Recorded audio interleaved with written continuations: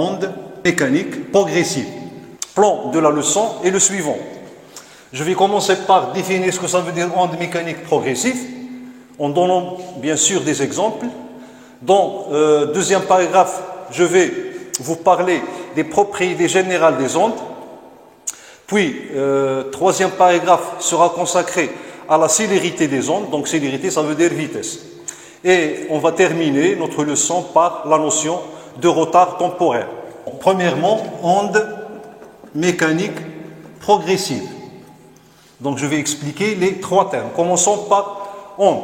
Supposons qu'on a une corde tendue, ça veut dire cette extrémité est fixe, ok, et cette extrémité-là, je vais la tenir avec ma main.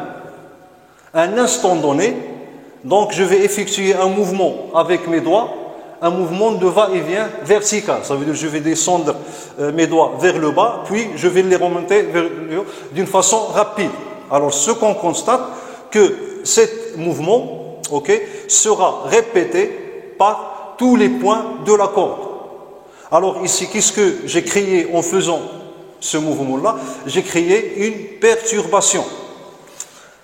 Donc, cette perturbation a causé quoi? A causé la modification des propriétés physiques de la corde.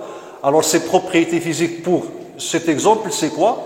C'est que tous les points de la corde, lorsqu'on seront affectés par cette perturbation, ils vont acquérir une certaine énergie cinétique qui leur permet de faire un mouvement de va-et-vient identique à celui que j'ai fait avec ma main. Ok? Donc on parle là d'une perturbation. Ok? Alors si on prend, si je représente l'allure de la courbe après que j'ai fait ce mouvement, alors la courbe aura cette allure. Donc, cette perturbation, ok, a atteint cette portion de la corde et on voit bien que tous les points qui se trouvent ici sont affectés de cette perturbation. Ça veut dire font un mouvement de va-et-vient identique au mouvement de mes doigts, ça veut dire identique au mouvement de la source. Donc, on parle d'une perturbation. Donc, premièrement, perturbation. Donc, on peut traduire perturbation en arabe, soit un ittirab ou bien on peut dire une tashouboul. Alors, qu'est-ce que c'est qu'une perturbation? Une perturbation, tout simplement, c'est la modification de quelques propriétés physiques d'un milieu. Alors, ces propriétés physiques donc, peuvent être vitesse, position, pression, et aussi champ électrique ou champ magnétique. Et cette modification, elle est locale. Ça veut dire qu'elle affecte une portion du milieu, c'est pas tout le milieu. Alors, qu'est-ce qu'on entend par perturbation mécanique? Alors, la perturbation que j'ai créée ici, c'est une perturbation mécanique parce qu'elle a modifié la vitesse et localement la vitesse et la position des points du milieu. Deuxièmement, alors la perturbation me permet de vous définir ce que ça veut dire l'onde. Alors, qu'est-ce que c'est qu'une onde? C'est tout simplement la propagation, ça veut dire le déplacement, la propagation d'une perturbation dans un milieu matériel. Ok, donc lorsque je dis milieu matériel, alors ça concerne les ondes mécaniques. Mais d'une façon générale, onde, en général, c'est la propagation d'une perturbation dans un milieu. Et cette perturbation peut être perturbation mécanique ou bien perturbation électromagnétique. S'il s'agit d'une perturbation mécanique, là on parle des ondes mécaniques. S'il s'agit d'une perturbation électromagnétique, ça veut dire on modifie les propriétés électriques et magnétiques du milieu. Là, il s'agit d'une onde électromagnétique. Et je dois insister sur le fait que cette propagation de la perturbation ne s'accompagne jamais de déplacement ou bien de transport de la matière. Ça veut dire tous les points qui appartiennent par exemple à la corde gardent leur abscisse fixe. ce qu'ils changent, c'est uniquement leur hauteur. Ok? Ça veut dire si je prends un axe des X, ok, ici j'ai OI, ok. Alors par exemple, supposons que ce point-là qui se trouve ici, ok, garde son abscisse fixe. Tout simplement, il se déplace un mouvement de va-et-vient. Ça veut dire il ne se déplace pas horizontalement. C'est pour cela qu'on n'a pas un transport de la matière. Je peux donner un autre exemple. Par exemple, supposons qu'on a une cuve remplie d'eau.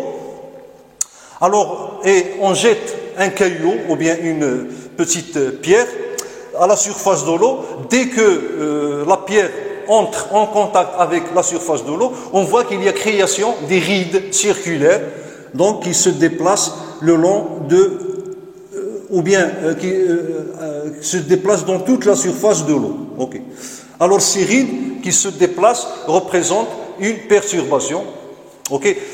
Donc, il représente une onde mécanique. Ça veut dire chaque point de l'eau, lorsqu'il est affecté par la perturbation, il effectue un mouvement de va-et-vient.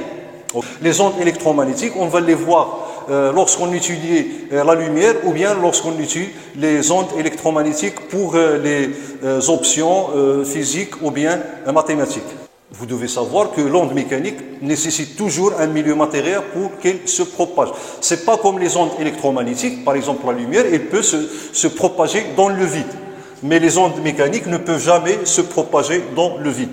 Si on met un bout de bois à la surface de l'eau, donc on voit que ce bout de bois ne se déplace pas. Uniquement lorsqu'il est affecté par la perturbation, il effectue un mouvement de va-et-vient. Maintenant, je vais définir ce qu'on entend par onde mécanique progressive. Onde mécanique progressive. Donc, je vais revenir à cet exemple. On va supposer que je vais entretenir le mouvement de ma main. Okay? C'est un mouvement descendant-ascendant. Okay? Donc, lorsque j'entretiens ce mouvement, je vois qu'il y a une série de perturbations qui se déplacent le long de la courbe d'une façon successive et continue. Ok? Donc, là, on dit qu'on a créé, que j'ai créé une onde magnétique, une onde mécanique progressive. Donc, l'onde mécanique progressive, c'est quoi? C'est la propagation d'une série de perturbations successives entretenues dans un milieu matériel. Si à un instant T, je représente l'allure de la corde, alors je vais obtenir cette allure. Ça veut dire que j'aurai toute la courbe est déformée. Ce n'est pas comme la propagation d'une onde, ça veut dire d'une perturbation. Il y a uniquement une portion de la corde qui se déforme, mais lorsqu'il y a une onde mécanique progressive, et que toute la corde est déformée. Et voilà l'allure de la corde. Nota bene,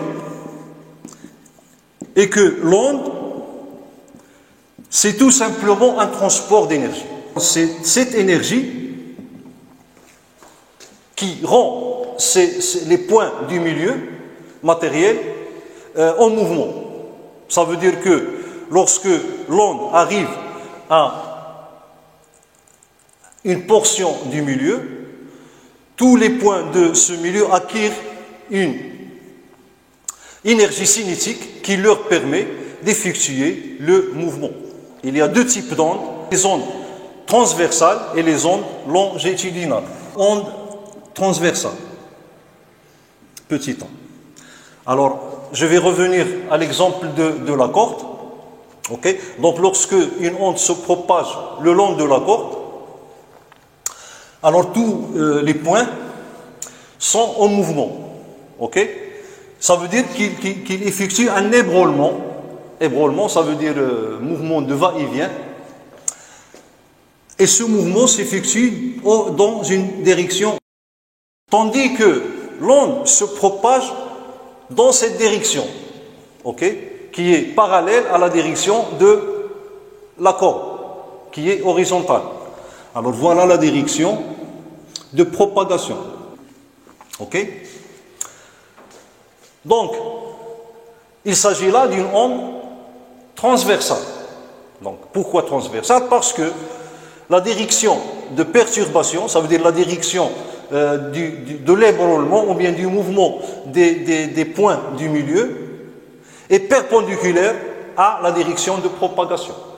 B, onde longitudinale. Alors, je vais donner un exemple pour assimiler ce que ça veut dire une onde longitudinale. Dans ce cas, je vais prendre un milieu qui est un ressort à grand spire. Voilà le ressort. Donc, je vais créer une perturbation à l'extrémité de ce ressort en comprimant les spires qui sont à l'extrémité, puis en les lâchant.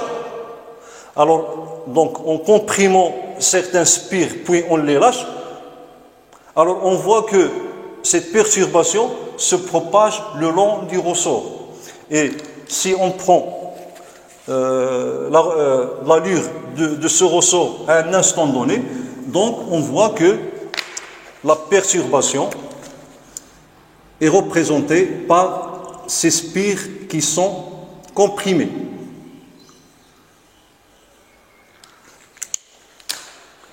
Et voilà.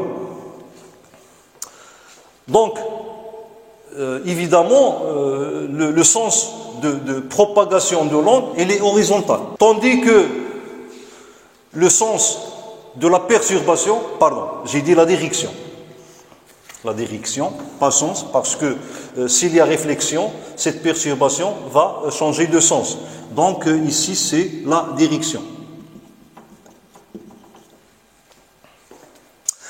Alors, qu'est-ce qu'il arrive aux points qui appartiennent au spire? Alors, ces points effectuent un mouvement de va-et-vient qui est horizontal. Okay. Donc, chaque point du ressort, lorsqu'il est affecté par la perturbation, il effectue un mouvement de va-et-vient. Ce qui engendre la compression des spires, puis leur dilatation. Ok? Alors, dans ce cas, voilà la direction de perturbation. Alors, on voit bien que la direction de perturbation est parallèle à la direction de propagation. Dans ce cas, il s'agit d'une onde longitudinale. Bon, maintenant, on va voir quelques propriétés générales des ondes mécaniques progressives. On commence par direction de propagation. Alors, on sait bien que l'onde se propage dans toutes les directions disponibles dans le milieu de propagation. Alors, donc, lorsqu'on a un milieu unidimensionnel, comme la corde ou bien le ressort à grand spire, alors milieu unidimensionnel, dans ce cas, l'onde se propage dans une seule direction. Donc, comme exemple, la corde comme milieu de propagation. Alors ici, donc, si je prends l'allure de la corde, lorsqu'il est le siège de la propagation d'une onde mécanique progressive, donc on obtient cette allure-là.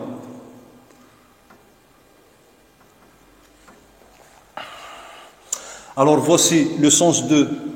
Donc le sens, il est horizontal, il est parallèle à l'aspect de la corde lorsqu'il est en équilibre, ça veut dire son aspect est horizontal. Et pour repérer un point du milieu, okay, on a besoin uniquement d'un seul coordonnée qui est l'abscisse. Voilà, ici l'axe des X, ici I, le vecteur I, ici par exemple l'origine de notre repère. Donc ce point-là admis comme abscisse X et ce X reste fixe, ça veut dire invariante. Okay? Ça veut dire que ce point ne se déplace pas, tout simplement il est affecté d'un mouvement, d'un ébranlement, ça veut dire d'un mouvement de va-et-vient. Il y a aussi milieu bidimensionnel. Alors dans ce cas, la propagation de l'onde s'effectue dans deux directions. Et comme exemple, l'onde créée à la surface de l'eau. Alors, bon, je vais représenter la surface de l'eau sur le tableau. Lorsqu'elle est affectée par une onde mécanique progressive, alors on remarque ici qu'il y a des rides circulaires, okay, qui se déplacent ou bien qui se propagent. Alors tous les points de la surface de l'eau sont en mouvement. Un mouvement de va-et-vient qui est vertical. Okay. Alors pour repérer ces points, donc on doit utiliser un repère à deux axes. Okay. Et on a besoin de deux coordonnées, l'ordonnée Y et l'abscisse X, pour représenter ou bien pour repérer un point du milieu de propagation. Alors ici X, Y, ici on a l'origine O, le vecteur unitaire I, J. Okay. Si je prends un point ici, alors il est admis comme abscisse X et comme ordonnée Y. Lorsque ce point est en mouvement, alors X, Y ne varie plus. Okay. Ça veut dire que, ou bien ça exprime que la matière ne se déplace pas lorsqu'il est le siège d'une onde mécanique progressive. Et troisième cas, milieu tridimensionnel. Alors pour le milieu tridimensionnel, le bon exemple, c'est le son, okay, et l'air. Alors ici, je vais parler de l'onde sonore. Alors cette notion de onde sonore doit être avant propriété des ondes générales. Alors je l'ai oublié et c'est l'occasion de parler de l'onde sonore. Alors qu'est-ce que c'est qu'une onde sonore? Tout simplement, c'est la propagation du son. Okay. Donc le son est une onde appelée ou bien dite sonore. Donc onde mécanique progressive. Donc qui se propage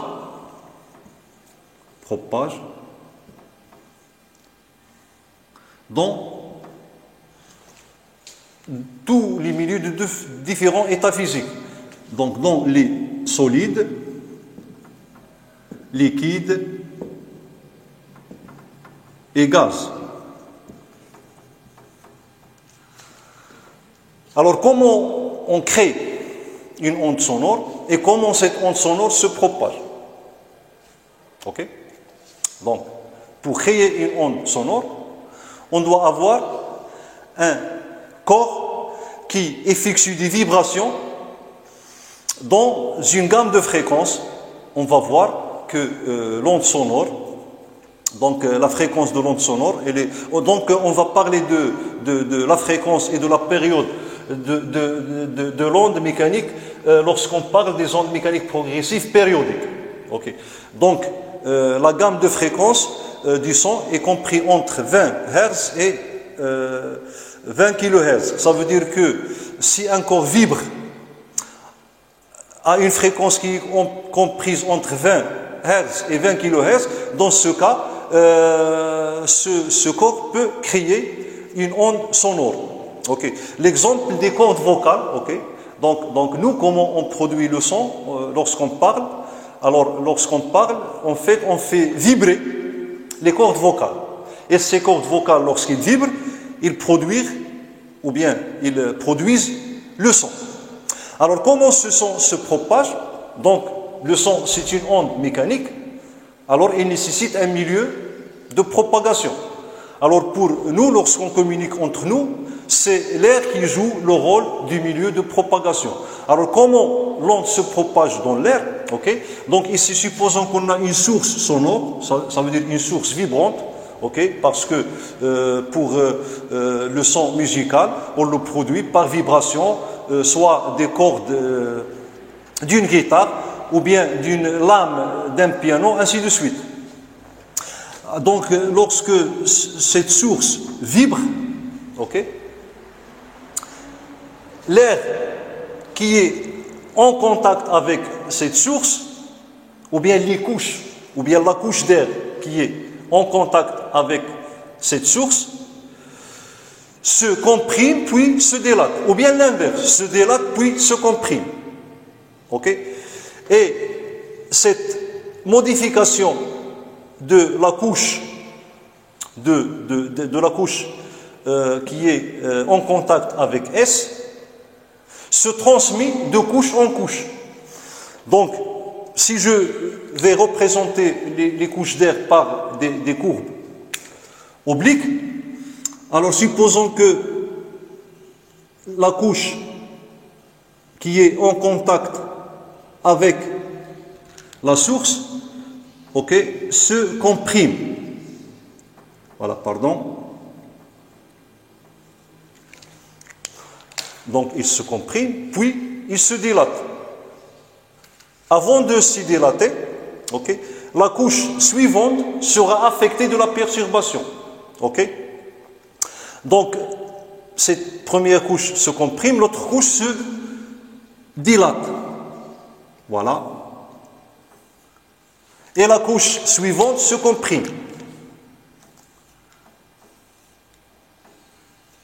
Alors, on a une alternance de compression et de dilatation des couches de l'air. Et ces perturbations-là, donc, il transmet le son de la source à l'auditeur. Donc ici, on a une couche dilatée, donc dilatation des couches, bien sûr de l'air, ici on a l'air, et ici on a compression des couches de l'air.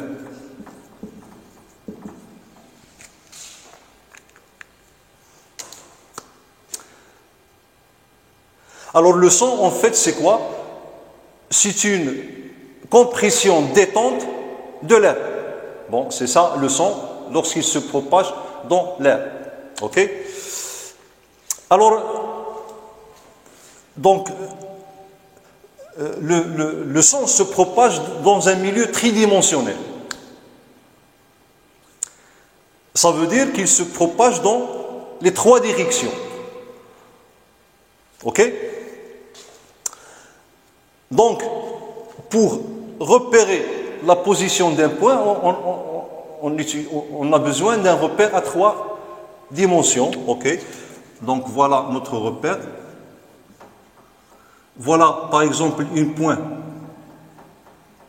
de milieu de propagation. Alors, ici, on a O, J, I, K. Alors, ce point est repéré par trois coordonnées. Donc, X, Y, ici Y, X, I et Z. Alors, puisque l'onde ne correspond pas au transport de la matière, alors ce point, il vibre. Alors, vous allez me dire que X, Y et Z varient. Mais ce point-là, il vibre autour d'une position moyenne. Alors cette position moyenne ne change pas de coordonnées. Ok. Donc lorsqu'il vibre, lorsque l'onde dépasse ce point va avoir des coordonnées X, Y et Z. Lorsqu'il est affecté par l'onde, donc il vibre dans toutes les directions, mais finalement, il occupe sa position qu'avait avant l'arrivée de l'onde. Donc, ça veut dire que sa position moyenne ne change pas. Ok? Donc, comme milieu tridimensionnel, donc ici c'est l'air, et comme exemple de l'onde, c'est le son. Ok? Bon. Maintenant, je vais passer aux deuxième propriété. Et je parle de la superposition de deux ondes.